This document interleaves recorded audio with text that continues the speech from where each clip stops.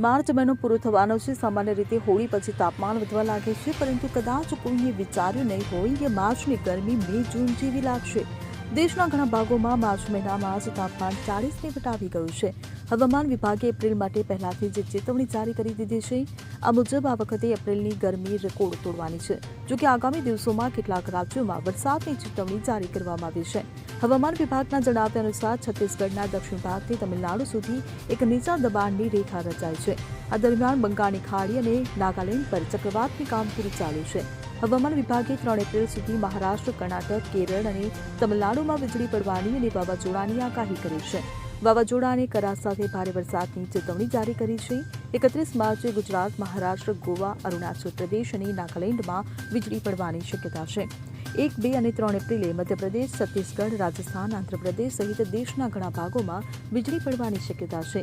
તેમજ ગુજરાતમાં 1 એપ્રિલ સુધીમાં તાપમાનમાં 2 થી 3 ડિગ્રીનો વધારો થઈ શકે છે। આ ઉપરાંત બિહારમાં પણ 1 એપ્રિલ સુધીમાં તાપમાનમાં 2 થી 3 ડિગ્રીનો વધારો થશે। Bureau report CN24 news. હવે જુઓ દેશ દુનિયાની તમામ ખબરો તમારી આંગળીના ટેરવે। ઉઠાવો મોબાઈલ અને Google Play Store પરથી ડાઉનલોડ કરો અમારી CN24 ન્યૂઝ મોબાઈલ એપ।